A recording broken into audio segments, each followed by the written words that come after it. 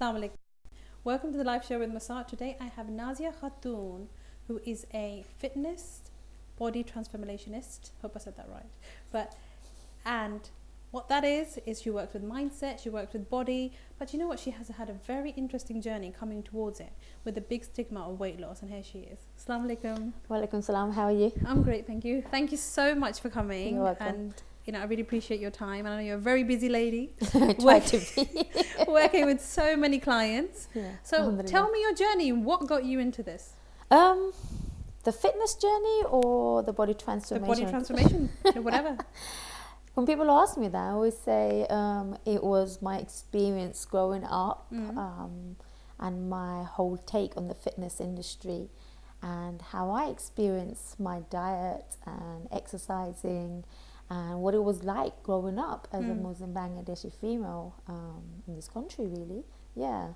So it must have been hard. Like, what was it? Was it because I've had a bit of weight loss issues growing up as well, I think, even till now. I think it just stays with you, isn't it? I think if you were a bit chubby at one point and then, or, a bit, somebody says something to you or bullies you as you're getting older, well, it can be bullying sometimes that you're overweight and you get very self-conscious. What were you self-conscious at that age? On a different scale, I reckon. Really? Yeah, I mean, when you are growing up, whether you are Muslim or not, whether you're Bangladeshi or not, I think human beings in general, we have it embedded in us. We all want to look good. Yes. We all want to look nice for other people.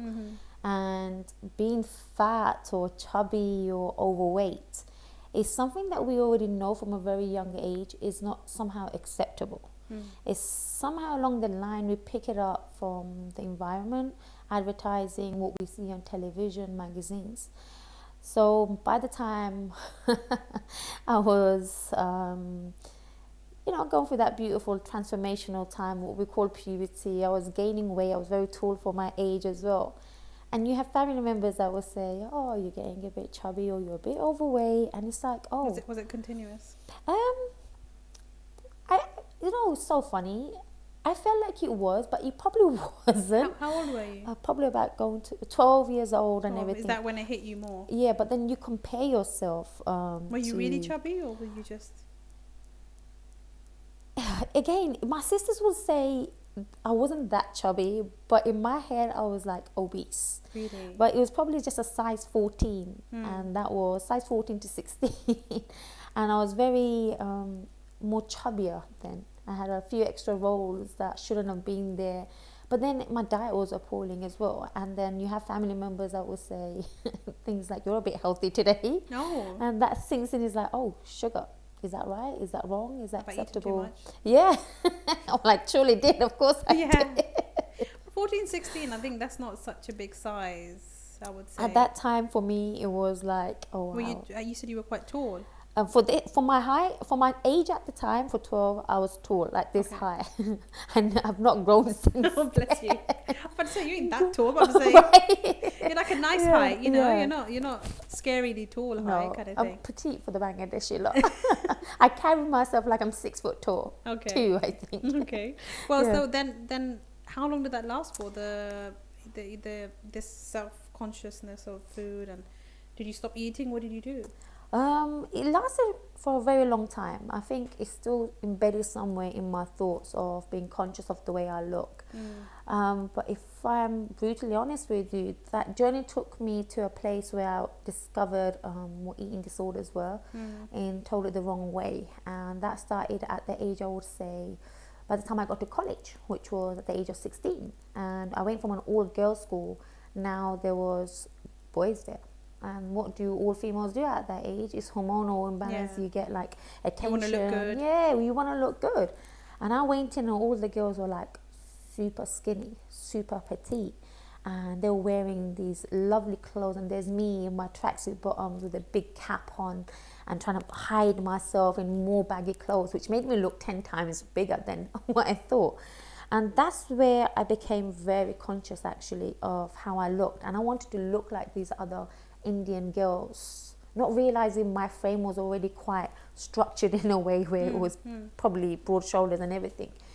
And it was the second year of my college, if I remember, and I went on this stupid diet and then there was bulimia in the form of the eating disorder, and then it took me to... So before that, were you not? You didn't have this problem?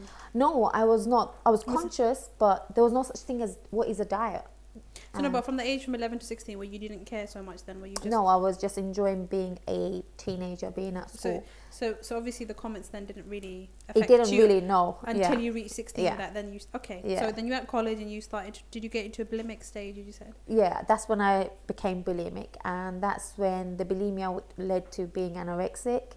And so what would you do? Would you throw up, or would you... So bulimia is, you need a trigger first of all. Any eating disorders is a trigger of something that's, it could be a trauma. Yes. It could be somebody saying you're fat. It could be somebody saying you're not pretty enough, or you're trying to prove or be in control of something.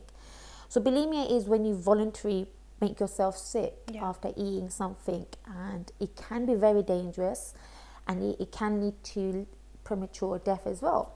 But then every person who goes through any kind of eating disorders, it also comes in another form, which is anorexia, binge eating as well. And most people can't actually, become aware of what's going on. I didn't realize at the time I was bulimic. I didn't put a disorder attached to it. I just thought, oh, hold on a minute, here's another perfect way of losing weight. Who needs to go to the gym? So just eat and puke, which is quite a scary condition actually. Because I've studied psychology, so I know it can happen, and it's a very scary place to be, because you're not getting any nutrition get into your body. So the food that you've eaten are not providing any. So you can lose out on a lot of vitamins, essential minerals, and you can really be very high in deficiency. Exactly. Deficiency, so you can imagine the mental state. Yeah, that must be scary. Anybody actually. So you went anorexic after that? By the time I went to university, which was, I think by then I was about 20, I just stopped eating altogether.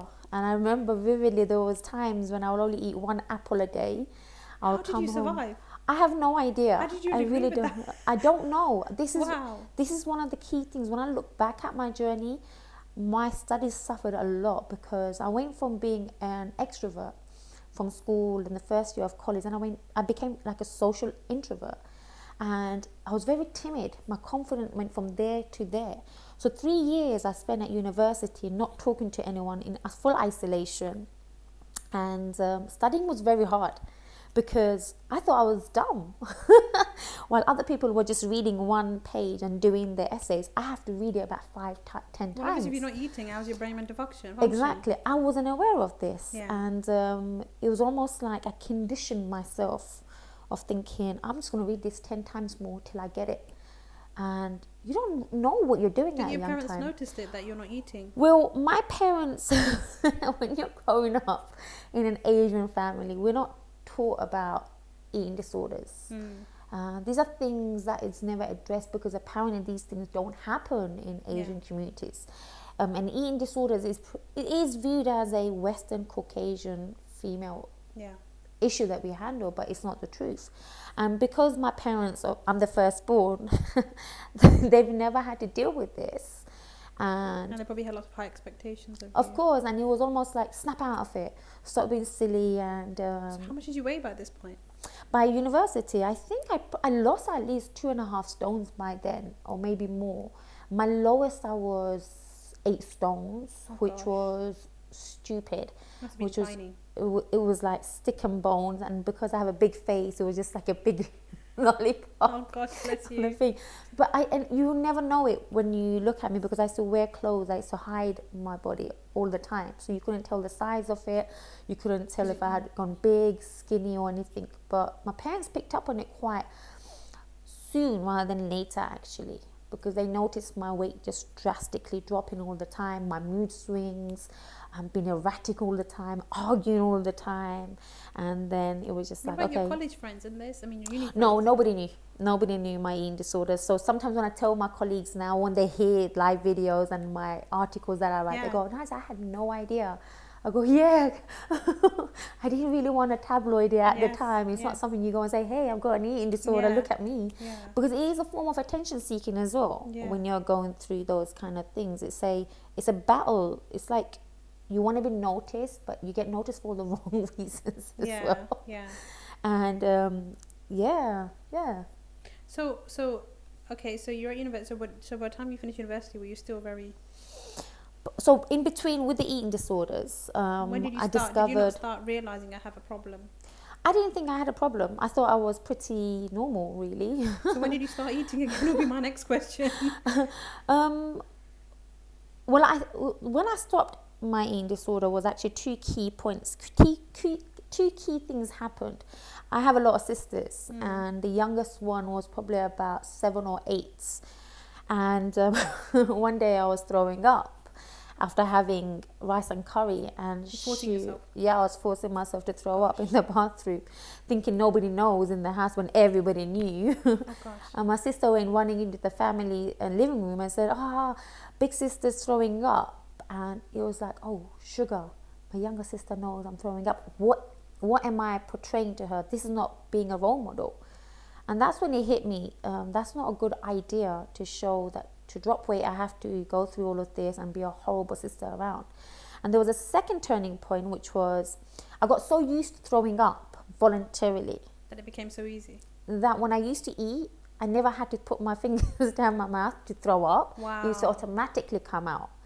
And I'm sure if you studied the biology Yes. of the body and everything, the acid reflux Yes. and everything. And obviously like a mental torture now because your body knows. yeah, exactly. And Body knows, okay, I'm not meant to have food now, let's just puke it out. Exactly. And I'm lying there after having fish and chips. I'm thinking, oh, I feel crap. I've eaten this. The guilt conscious comes in. I'm going to go to the toilet. Give me 5 minutes. Let me just rest. Without even having to make it to the bathroom, it just came out.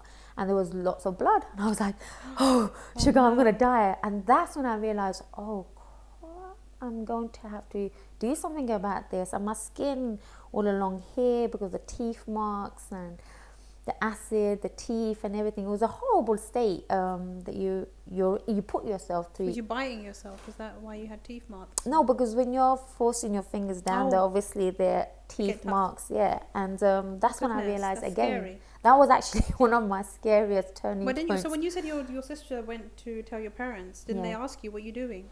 Well, they knew I was always in denial of it. But the fact that she went to the living room is almost like I was embarrassed. Oh, no. It's like, oh my God, my little sister. So they knew, but they didn't really want to interrogate you about it. Well, they interrogated me all the time. They they were telling me off. But when you don't know about that situation as a parent, how do you get your child to stop? Yeah. It's not like you can criticize them, but that makes it even worse. So when you got the blood and the horror into your face, like you said, with the teeth marks, is that when you had a wake-up call again? It was a very, very, it was an emergency wake-up call, because when you see blood, it's like, am I dying? Yeah. And it wasn't I stopped straight away. I just knew I had a problem. I knew I had a problem, and I just didn't know how to actually seek help. I didn't know there was eating disorder. Therapists out there going to the doctor saying, oh, hello, by the way, I make myself sick. Do you have any medication? It just didn't register in my head at the time. Yeah, I understand. Yeah. So then you stopped. So did you start training yourself? Did you do this alone? Yeah. So then I discovered the gym. I realized, exercise is the way to make myself So when you start slim. eating again now? Not by at all. I mean, I was so very in control of what I ate, and I was mortified because the weight had come back on. So I needed something else to drop the weight now. And so I discovered the gym. And back then, at the age of 21, going into a gym was very daunting. Bearing in mind, I was very self-conscious, overly self-conscious, not confident as well. That was mistaken for being arrogant or stuck up. So I used to walk into the gym all the time, and I was just to run for like an hour solid. The hour became 2 hours, the 2 hours became 3 hours. And so now my eating disorders from bulimia and anorexia became a gym disorder because I was obsessing about getting a workout in. But on the flip side of it, I wouldn't eat anything the whole day apart from like an apple maybe, or a sandwich. I just wonder where you got the energy from. I even wonder myself, because I can't do that anymore. I really can't. It's like, can I really spend 3 hours in the gym? Because I tried doing that. Because I remember going through a weight loss phase when I was in college, like yourself. Yeah. Because I was a bit chubby. I was on the chubby side as well. So I can relate to that. I was on the chubby side, and my brother used to take the mick out of me, like bully me and say, oh, you're so big, you're so big, so big. And that used to really get to me. Yeah. And I was actually just a happy teenage girl who used to love eating. Yeah. I used to love my fish and chips, like you said. Just come Yeah. after school, watch telly, eat. Yeah. That was just heaven, you know.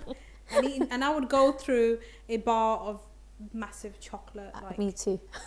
But I would never puke it up. But I'm just saying is, but you know, but then as soon as I reach, like you said, when you reach college, you think, okay, you're you know, you're just taken away from that safe haven, Yeah. because when you're in high, you know, when you're in secondary school, everything's like around you, so you're protected, and Exactly. still you got nice teachers, and nobody cares about weight, Mm. which is great. I did used to see some slim girls and think, oh, Yeah.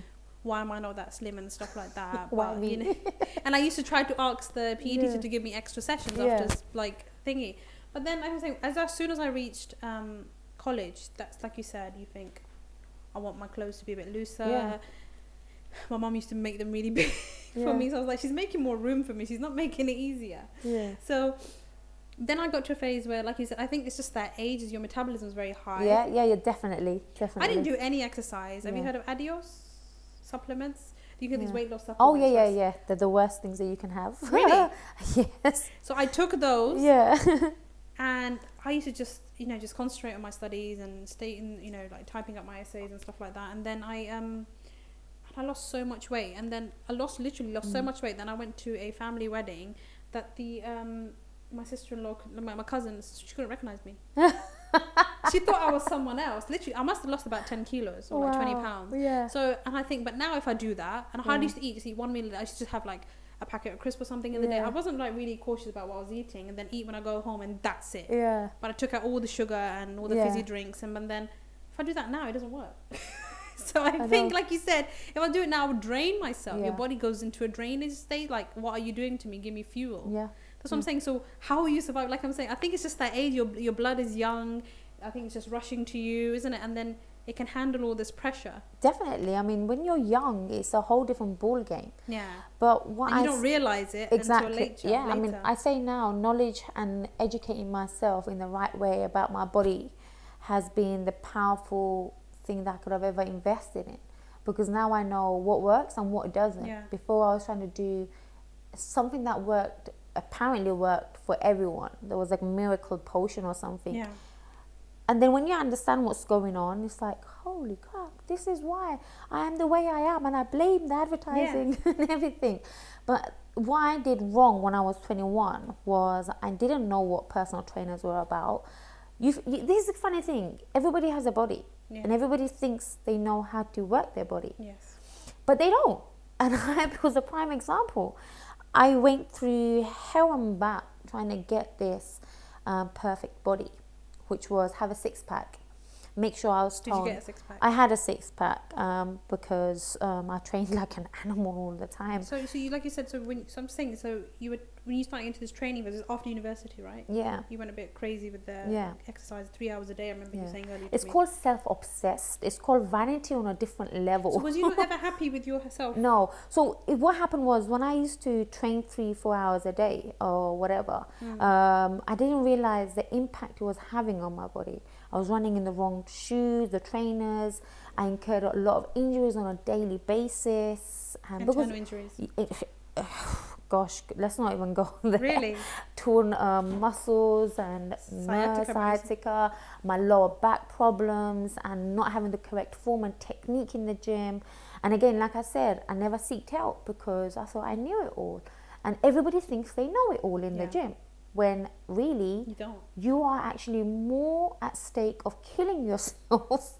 You know, hospitals now, they have more people injured from gym workouts. Really? Yes, because if you imagine somebody doing a kettlebell throw, using a piece of equipment, they throw their back in, do something really quickly. There's one person I saw a video on Instagram actually. You know the leg workout? Oh, please don't. It's horrible. I don't touch the machines. No, it was quite a big. You know, I don't know what they're called. Yes, I've seen it. The leg press. Leg press. He did that. His leg broke. Yeah, it snapped. Snapped in half, opposite direction. Yeah, it's horrible. I mean, so from there, by the time I was probably just when I finished university, which was in 2004, I remember, okay, I can't carry on with the gym anymore.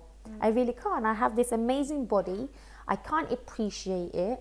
I can't appreciate it because I didn't work for this body for me. I worked for it so other people around me can say, oh my God, you look amazing. Did that make you feel good? I thought it did, but it didn't. I was forever unhappy. I was miserable all the time. I was always miserable. I do not remember being happy during So how those long did this cycle fundamental go years. on for? A long time. I mean, that was the beginning of my exercise journey. Were you eating then at this point properly? No, Like not controlled properly. eating. I mean, when I went through my regimental exercise phase, it was still very restricted what I did eat and what didn't. The only thing that was different was I stopped making myself vomit or going through this whole starvation period. And by the time I was about 21, I was out of the gym. I had incurred so many injuries that my hip was aligned like this. I couldn't even walk properly. I had a really horrible injury right from the left side all the way down to the hamstrings, sciatic, the lower back from the Still psoas suffer from muscle. these injuries? And my lower back is very sensitive. Like Okay. it's mentally in my head as well. So I you have to don't be do very weights? careful. I do weights, but I have to be very careful around that area because it's there in my System. yeah. So I'm like quite Yeah. scared of it. Yeah. So then I came out of the gym for like I would say 2 years where I did not train, Okay. and in those 2 years What made you stop? Would you just I be just got bored. motivated? So the willpower is something that we actually don't possess, and something that I learned from one of my mentors. Willpower is like an elastic band. If you carry the elastic band around with you the whole day, eventually it's gonna going to go like this. You're not going to be able to hold it like that. It will snap. And that's how willpower is in our brain. You say you're going to do it. This is how New Year's resolutions do not work. People have these amazing goals at the beginning of the year. By the end of the month, this is 4 weeks, they've gone back to the old habits. So, well, if you don't know anything about it, then you carry on, and you die. You literally die to get this perfect body. So when I was at the gym, I thought I need to do something. I can't get fat. Being fat is not how I'm gonna go down. Would you put on weight in these 2 years? Yeah, dramatically. How much did you put on? I don't know. I had a belly. My six pack had were you disappeared. like obsessed with weighing yourself all the time as well? All the time, actually. I forget. See, when I talk about it, that's when Yeah. I realize my addiction. I've stopped weighing myself. It Yeah. depresses me. Yeah, I just don't. I think now yes. inches is the main thing. Yeah, Inch loss, because sometimes when you work out, like because I've been studying and I realize a lot of women I see when they have the body transformation, the weight's the same, Yeah. but they look a lot slimmer because that's muscle now, yeah, and it's not fat. yeah. So I'd rather be that and healthy rather than Exactly. be just way low weight and look crap. Not crap, but look your body looks Yeah, dysfunctional. yeah. You know, I was obsessed with the weighing scale, so much so I had 3 at home, and every 3 at home? Yeah, there was this automatic one, then the dial-in one. so you check all of them. Yeah, Okay. I know. Don't do this. So what if one was showing a lot Yeah, less than the other yeah. one, or more? Would that freak you out? It definitely will freak me out. Oh my Then I'll have to go gosh. to Boots Pharmacy, and they had this beautiful big machine that will do your weight, height, do it. water, everything. And every week on a daily basis, I had to. It was a mental thing. That's 4 weights now. Yeah, 4. Can you imagine? Once a week, so you'd go to Once Boots. a week. I had to, like a religion. It was like, hi Boots, here I am again. Tap, tap, tap. 50p. 50p, exactly. And it's a really horrible state to be in, to be honest, because you're constantly measuring your worth, who you are, by what the numbers are saying. And then when I discovered weight training in the process of finding the gym, if one day it said 61, I was like, oh my God, I've gained weight. Because I didn't have the scientific knowledge of weight training, fat loss, the difference between all of that stuff, even the monthly cycle that we come on, It makes you that put- makes that a put weight as well. huge, dramatic impact. And then I'll kill myself in the gym thinking, why am I so weak? Why can't I do 20 press-ups? Oh, hang on a minute. You need to be kind to yourself and ease off, because you're not that strong when you're going through this period. The changes in the body now, but nobody teaches you that, or you don't go out of your way to learn about this. My only source of information was magazines. And what do these magazines do for us? It internalizes this concept of what beautiful means. Yeah, and there are lots of slim women on there and fit people, and And it's not like there was an Indian person on these front of these magazines. We don't know if they're photoshopped at the time as they well. are. Trust me. Yeah, now I know they are. They are. And do you think their skin are that glowy? No, they're not. It's just the camera effect. Yeah, and so When you meet these people in reality, you won't recognize them. I remember there was one time I was in the best shape because I just discovered weight training. Was this after 2 years period? In that period, and I remember I was getting physically really strong, and all the lines were coming back and everything. It's after the 2 years of... No, in between the 2 years. Okay, in between. Okay. In between the 2 years. And when I weighed What motivated myself... you then? I don't know, just still to Health. look good. Yeah, no, health wasn't ever on my agenda at the time. Really? Looking good was on the agenda. So you went back into it? Yeah. And After my 2 years of having bad injuries and stuff, and when I took the time out, I discovered boxing, and that's where it was another journey of channeling my energy and my anger issues, I reckon. Really? Yes. So what was the anger? Why were you angry? Why was I angry? Listen, when you are the first child of the family, Too much pressure. there's so much pressure. I see. I don't know why I was angry. Guess it was teenage hormones playing and everything. Yeah. So you discovered boxing during those 2 years? Yeah, Okay. literally. And that was an 8-year... I boxed for about 8 years, but I never took it seriously. It was just to get fit, just to make sure I stayed trim. And then I found out I was pretty good at it. And then my coaches started putting me in tournaments and everything. Wow. But I wish I had taken it a bit more seriously, to be honest with you, because I picked up the sport really quick. And you still do it now as a fitness yeah, just as a form of saying, okay, I can still box. Hey, look at me. Don't be here in the street and don't bug us. Hey, look at me. Yeah, okay. So, did you do any fights? I had like 3 or 4. I lost all my fights before you asked me how many times I won. I wasn't going to ask you that question. It was always like a 1 point draw or But 1 still, point how loss. was that experience? Was that scary, being an opponent?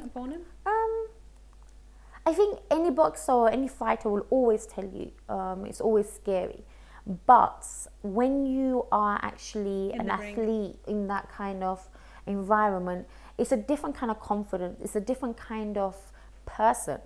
You don't go in as the same person as you did initially. You come out at the other end. It's like a self-discovery process. Learning how to handle your emotions, learning how to handle your opponent, who you are at the moment. Are you being are you disciplined? Are you in control? How much power are you asserting? It's all about fundamentally growing and building you in this sport. Speaking of growing, you've created Fitness Reborn. Yeah, Fitness Reborn. So we've got a small snippet to show you of what actually Fitness Reborn is. Yay! Hi, I'm Nazia Khatun. Here at Fitness Reborn UK, we provide the ultimate mind and body transformations.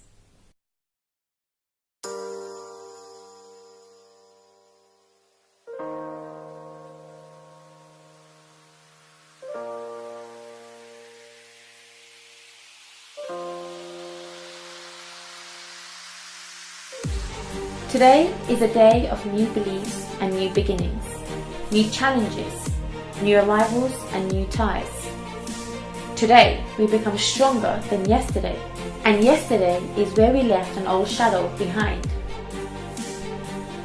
Today marks another day of triumph, and triumphs are made out of challenges. Today I'm here to make it rain. Where the thunderstorm will want to join too, it is all happening today.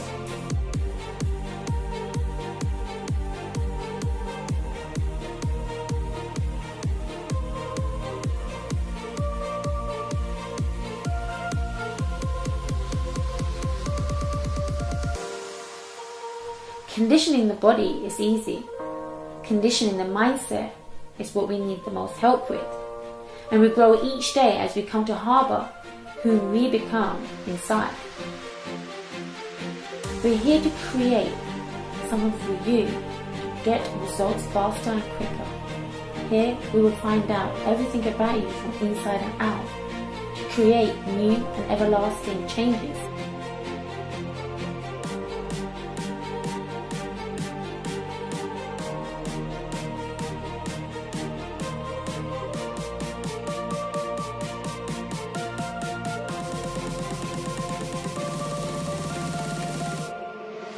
To do this. It's the people who help us on the journey to become faster, bolder and more fierce than yesterday. We are all born champions, inside the ring and outside.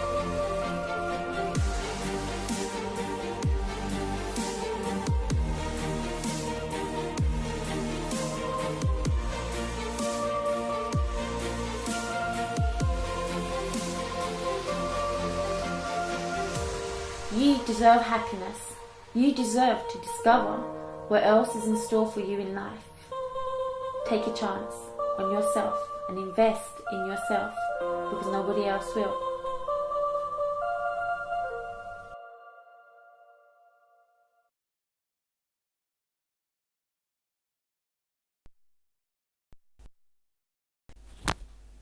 Welcome back. Hope you enjoyed that video. There's you doing a lot of boxing there, and you're doing something with a client that you're like helping them align their body and stuff like that. So tell me a bit more about Fitness Reborn. Reborn, yes. Fitness Reborn. Okay, so So basically, you've turned your, let's say, your biggest nightmare into a passion. That's the best way to put it. Actually, yeah, I like that. Put your nightmare into a passion, so you become like a very motivational fitness coach where you don't just work with the body, but you work with the mindset as well, because the mindset is the main thing, isn't it, really? So when did you realize that I want to do this this is my passion, like this is what I want to do for a living? Okay, so when I finished boxing in 2009, I decided, okay, why did you so you just gave up boxing? That must have been difficult, actually. How was the cultural aspect of that? You know, was family not was against you? Was like people around you just, you know, when you meeting males at the boxing ring, like when they must have taken, you know, like I had a lot of mixed reactions with boxing from the opposite gender, to be honest, and it was mixed of, wow, that's amazing, to you're a woman, yeah, what the hell are you doing, it's not good and everything. My parents have been, I mean, they brought us up in a very liberal manner, but still they're very traditional. And I think my parents' main concern was boxing, being hit in the face. And another thing they did was, what would other people think? That's the biggest stigma everywhere. Yeah, in our culture, it's embedded in from the time you're born. Well, people think, is my child all right, deformed or not? I think that's just everywhere. Yeah, it is. It's now I understand it's hardwired in our brain for survival and everything. And my parents weren't exactly happy with me boxing, and because I was the eldest as well, and you know, we have this thing, females get to a certain age, we want to get them married, and by the time I was getting all these wedding proposals as well, they were rejecting me because of the fact that I was a boxer. And it can be intimidating, I understand, being a dominant person, Bangladeshi female, and then having, don't talk to me, I will box you. Exactly. I can imagine. Put them up. And I lived very much in my masculine energy at the time when I was boxing, which you naturally do. Yeah, you have to. Hey, how you doing, buddy? Punch. And it was a mixed kind of feedback, and I stopped when I realized, okay, maybe this is a time when I just focus it's hard on something. work as well, isn't it?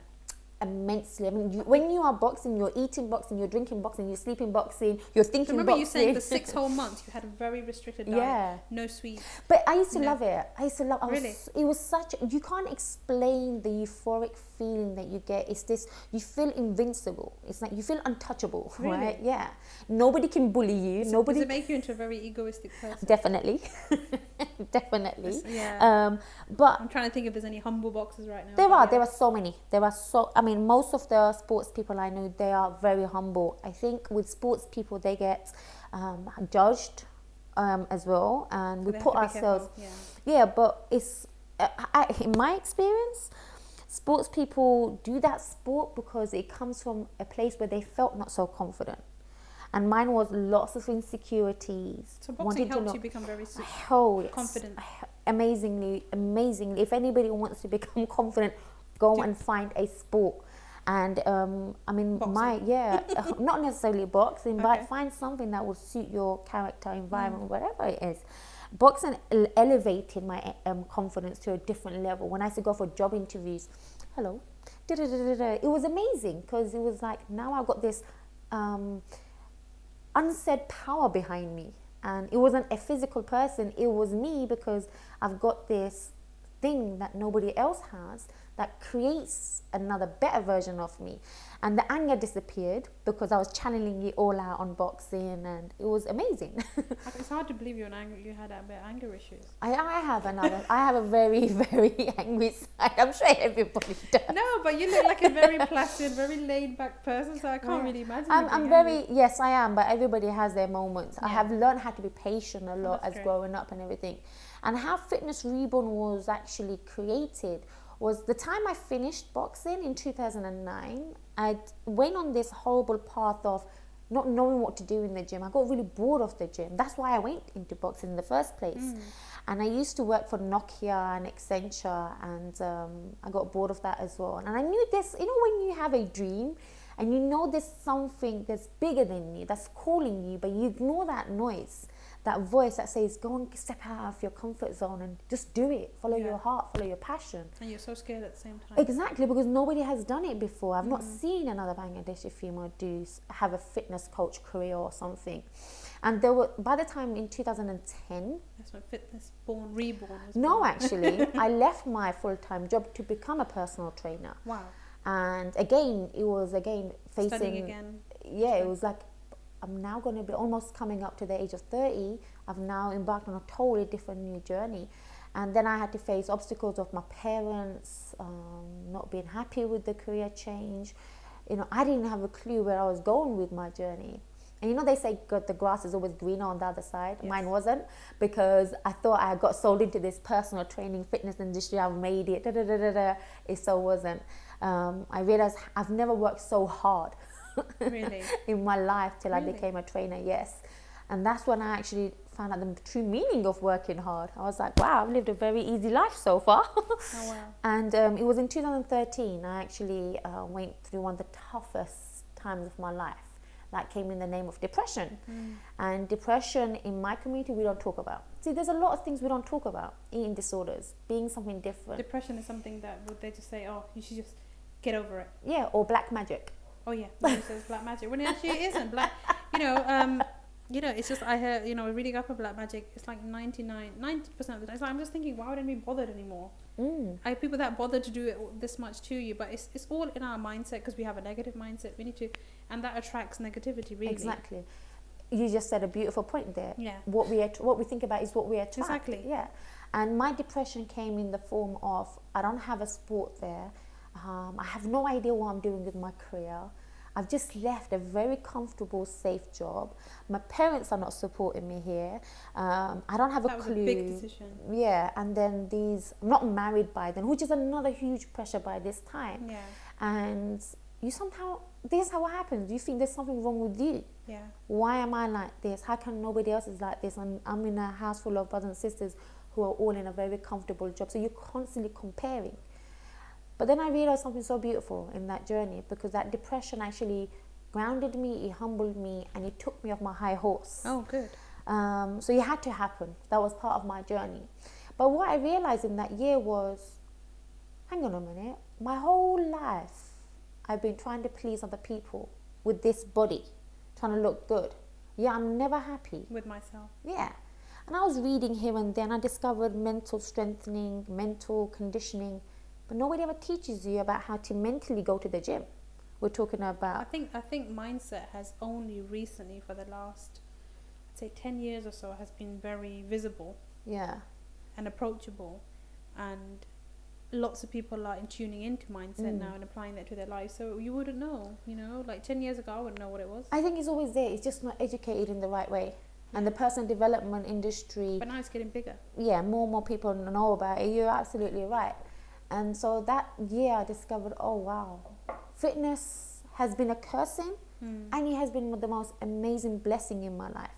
And the blessing was, it saved me in the time of my depression. It saved me when nobody else understood me, when I isolated myself. And I could have been one of those persons who easily escalated down to the path where I wanted to take my own life. Alhamdulillah, I didn't go down that route. Yeah. And I'm still here. But that's what depression does. It takes you to a very dark place. And because of the fact I was never able to express it, I was becoming more and more depressed. And there was a beautiful saying from one of my coaches, and I hope I get this right. We repress our emotion, then we suppress it, and that's when it becomes depression. So when we don't talk about the things that are bothering us, we internalize it and then it explodes. And then that's where Fitness Reborn was literally born. Fitness Reborn. So I believe there was 2 chances we get: mental rebirth and a physical rebirth. And the more I researched and the more Islamic research I did on their health and fitness, it was like, wow, I didn't know this before. how come these 2 never synced before? Yeah. Because when we're born as Muslims, we're just Muslims. We don't practice everything Yes. on a whole purpose of why our existence is and what we're doing, etc. And then I thought to myself, I cannot be the only person who's gone through all of this. Yeah. Surely there's more Bangladeshi, surely there's more Asian females, surely there's more Muslim females going through what I'm going through. And then I started slowly. And plus it's a great market because Yeah. I think there's lots of male fitness instructors out there, and plus you're Muslim and you're Asian, you speak the language, and people can approach you. Yeah.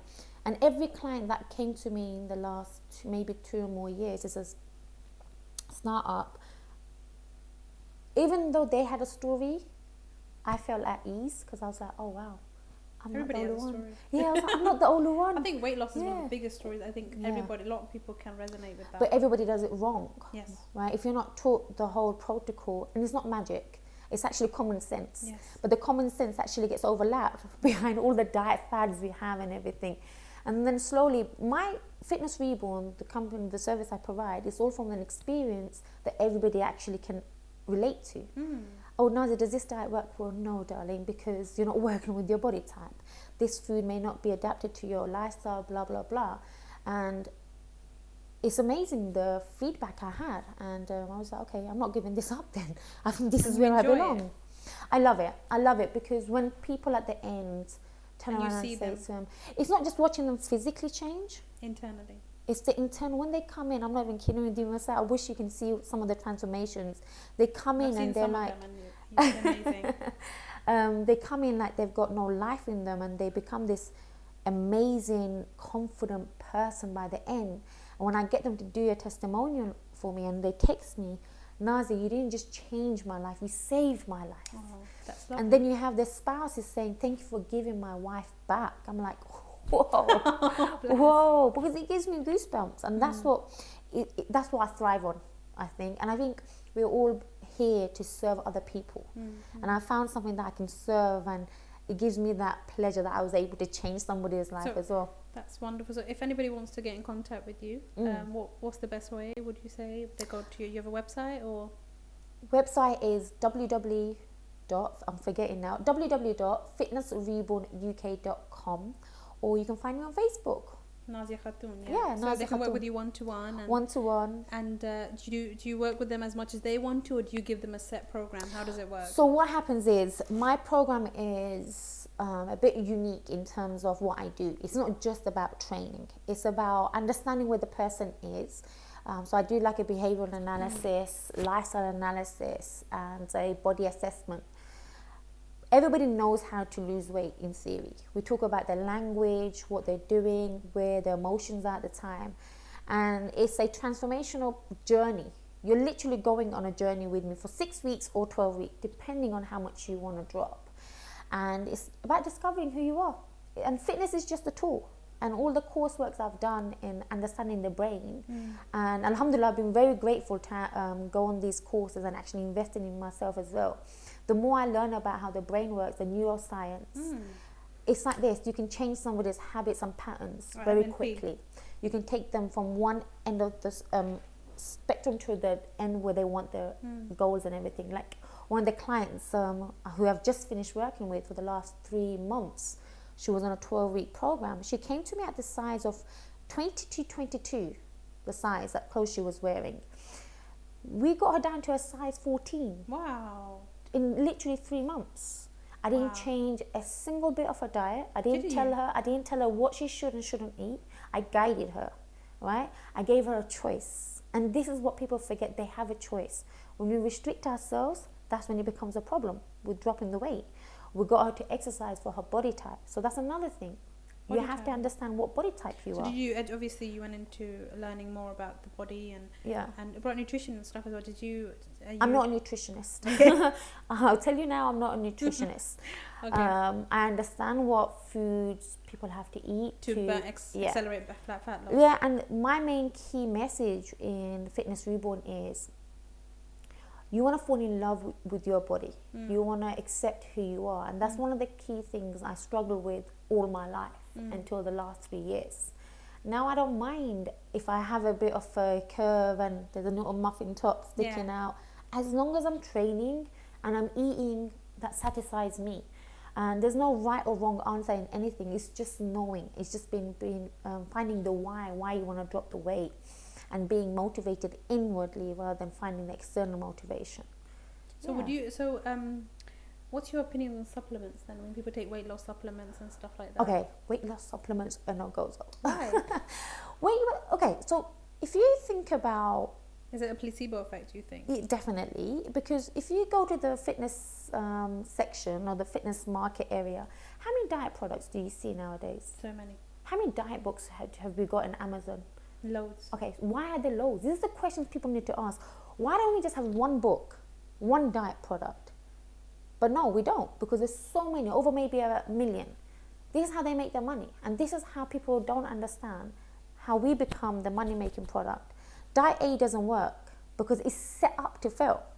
Okay, because you lose the weight. Have you heard of Diet A? Ally, have you heard of it? I've heard of all of them.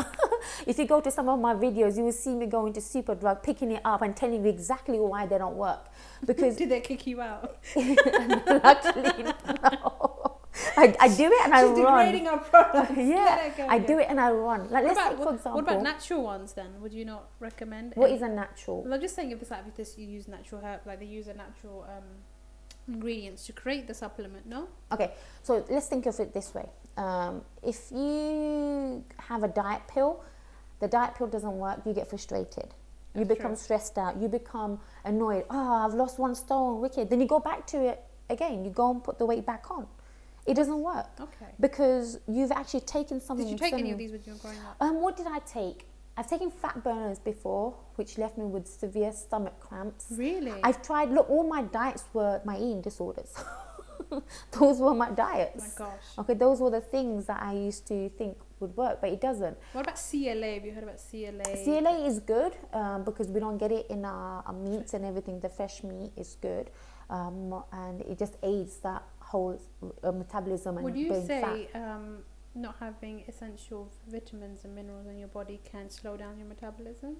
So naturally, our food, where we get the sources of our food, is chemically, and it's not the purest of everything. So we are missing out on the most essential vitamins and minerals. Like we anyway. had Shafaqat last week anyway. He was saying if you used to have cow's milk, if it's from the cow, eating grass fed, that's better for you than having the bottled milk, because they use a lot of hormones and stuff like that. So obviously you're not going to get the full calcium. Obviously you might get some of the calcium, but then you're added with lots of hormones in your body. But then again, we've been taught that we get the best calcium from cow's milk. Yeah. But it's the opposite. It can actually ruin our body as well. But people don't understand this because we've been doing this all our life. Yeah. But yeah, I don't believe in diet products and everything. You don't have to even go to the gym. So what about protein powders and stuff? Okay, let's not even go down that route for now, because it all depends. Listen, depending on what kind of athlete you are, but for the average person, protein powders for those people who want to train and look lean. No, you can get protein from your diet. So you don't agree with? Well, what if you're not eating enough protein? I don't agree. I'm not saying I don't agree with protein powders or anything, because I used to take it myself when I used to train, only because it used to give me that extra bit of protein in the diet when I'm training extra hard. So make sure that I'm recovering properly and making sure I'm rested properly and everything. And when average females come to me and say to me, should I take a protein powder? Would it help me lose weight? No. You're not even training hard enough to take this, because if you're utilizing it and it's not being processed in the body, where is it going to go? You're just going to flush it out. So it's not really being utilized in the system. And I always encourage my students to have more fiber. What about fiber? All of that. Just stay natural. Stay natural as you can. If you can, if you increase the fiber in your body, will that help you lose more weight? It's not. You have to have an element of mixture of everything. Fiber is essential for the body. But say if someone you have is very chubby, and then who's a bit chubby and they want to lose weight, and if they add lots of fiber to their diet, and then they start exercising, is that going to help them? It's not just even about adding lots of fiber, because that even itself can have detrimental effects if you have too much of something. Stay moderate. What about chia seeds? They're meant to be very good in protein. Listen, everything in moderation. Okay. I eat cakes, chocolate, everything in moderation. Okay, so you can't say let's just cut out everything and increase something more off. Of course, if you have a medical condition, then it's different. Just have this balance of, you want to enjoy food. Food is there. It's for the purpose of living a long life. Yeah. And you just need to know what foods is going to elevate your energy, productivity, and everything, rather than making you feel damp and moody. And most of the time in today's society, we have a lot of mental health issues. People don't realize the food that we eat can actually directly have an effect on our mental issues as well. If you're somebody who's going through depression or a sad time, focus on what you're eating. Yeah, because when I'm a bit down, I eat chocolate. Exactly. It cheers me up. But then if I'm having a very stressful day, I'll go buy myself a Cadbury, and you know what? Honestly, within minutes, my stress is gonna relax. I'm like, now I can deal with this. I think it's just it's a sugar rush, isn't it? Just make you feel happy for those few minutes. Chocolate. Listen, let's not. Chocolate makes everybody happy. It makes me happy. It makes you happy. If we're happy, then we're okay. Another important question I want to ask you is plateau. Mm-hmm. Does plateau exist? Yes. What causes a plateau weight loss? Plateau. Plateau, if you don't know what it means, is when you are losing weight for a while and then it freezes, and no matter what you're doing, and it stops. So the body is it's the most cleverest machine you'll ever find. Okay, your mind is your body's actually dumb. Really? It is actually really dumb, because this powerhouse is what engineers your body to move. If I say if I say I can eat whatever I want and I'll be still slim, so I'll still be yeah. You'd be very surprised if you kept saying, "Oh, food makes me feel fat," and food makes me. You will end up adding that attracting energy to the food. Exactly. Yes, I read about that in one of my. So the plateau zone is. So for example, if you came on a program with me, Musart, and let's just say hypothetically you weigh about 13 stones. Let's just say you started with me today. In 4 weeks' time, the workout that you do with me, right? Let's just say, for example, you went to the gym 4 weeks by yourself, and you did the same thing every single day. So body's like, oh, this is interesting, this is new. You'll make the changes very dramatically, right? Depending on how many times you go. Then by the 4th week, you'll be like, maximum, say about 4 or 5 weeks, it gets used to doing the same thing all the time. So you have to change. So this is one of the key things I used to get frustrated with, because I didn't understand how the human body worked. I didn't know how to mix up the exercises and everything. So by the 5th week, your body's like, we're not making any more changes. I'm bored of this cardio. That's why you stop losing weight. And then you stop. And this is where people go from being super excited, they hit this plateau zone, and then they completely stop. And they go all the way down. And then when they go down 13 stones, they put it back on again, and then they might even put more back because they can't be bothered to go back to the gym. So my job as a coach is to make sure when you come to a program with me, every week is different, so that we keep our bodies guessing all the time. And you gotta imagine there's a triangle. Is that with any exercise, would you say that will happen? Well, yes, of course. Because yoga is meant to be very good for you, and that's for flexibility and all that stuff. And you have stretches your body. Yeah, exactly. Like I should do that. If you do that every day, when I had sciatica, I started it this week. I've been forcing myself every morning, and I've been seeing a big difference. So you should definitely do it. I should. I'm just saying, is it because you think your body has molded you enough at that point, and it wants a challenge? You would say. It always wants a challenge. It always wants to be. If you want to see the changes, you've got to keep the variety different. You're going to introduce. What about if you do double cardio then? No. So double cardio. I remember doing that once. Yeah. Actually, years ago when I was going through running, I got into a very good running phase. Somebody told me you should run, because I was like, I'm not losing any more weight. Was something like, you should run 45 minutes. So I would make myself run 45 minutes a day. Did you drop the weight? Yeah, I did after that Did you put it back on again quickly? Yeah. Exactly. There you go. Okay. When you do double cardio, you drop the weight very quickly and then you put it back on again. Do you know why that is? No. Because you had a guest last week. Shafaqat Khan. Do you remember what he said? Exercise is stress. Exactly. So the body, when you're stressing the organs, just walk 20 minutes a day and you're fine. Yeah. If you're smart with how the body works, you don't have to put that much effort into it. And when you're doing a lot of running, you're going to imagine when you're going up and down, everything's moving inside you. And your organs are not designed to go up and down, okay? And then we have all these other hormones in place as well, like the cortisol hormone, which is the regulation of your fat storage. I'm enjoying that program. Then the stress comes in, then the stress is added on, because we all have stress. Cortisol loves stress, stress loves cortisol. So they say, okay, let's become friends and let's elevate your fat storage up higher. And then you got to remember, if you're not drinking enough water, if you haven't had a good nutritional meal, all of these things come into play. So you have to be very smart with how you're training. And it's not even about training hard to get what you want, because when my girls come on the program, by the 3rd week, oh, I've dropped the weight. How did this happen? A miracle has happened.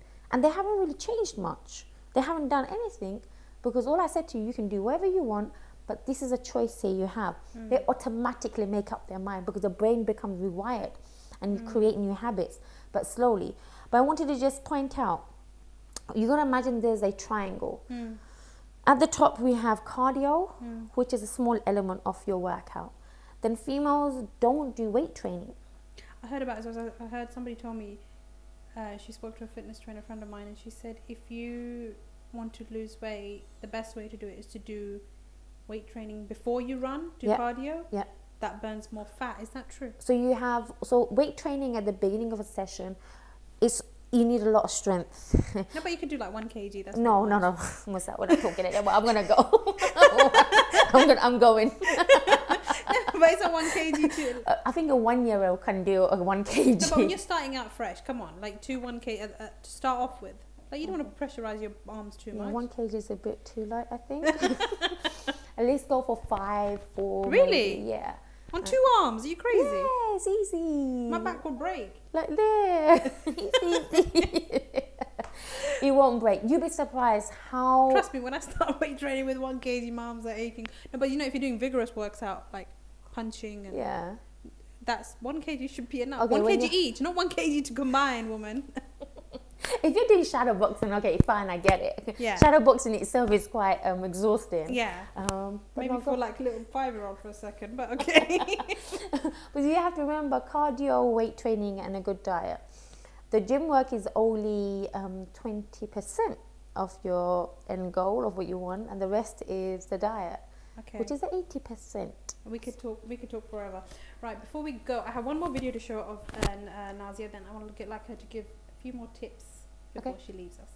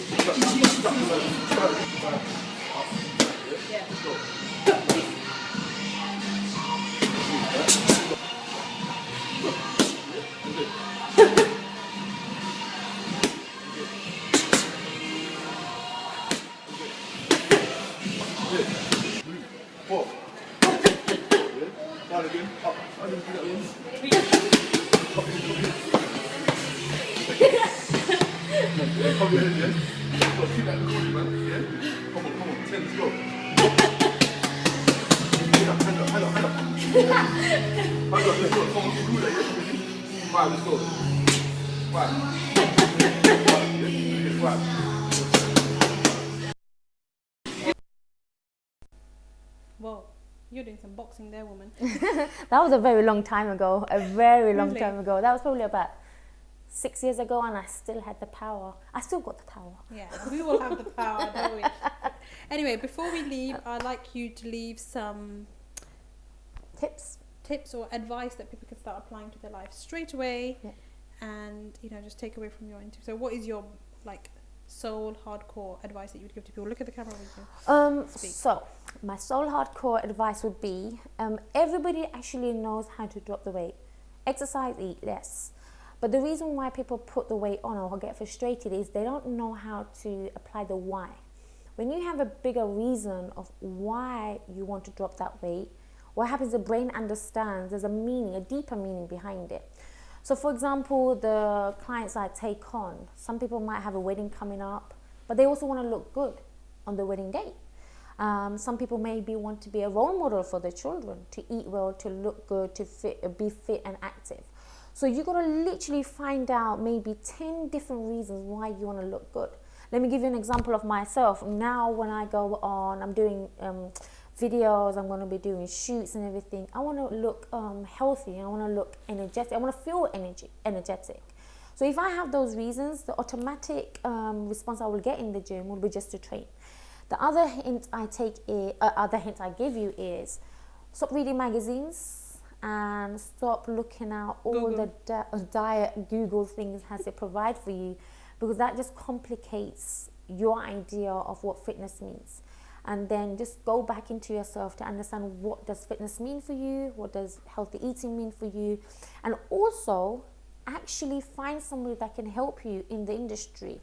When we are ill, we don't go and give ourselves a cure and think we're a doctor. We actually go to the doctors. When we have a wound, we go to the A&D.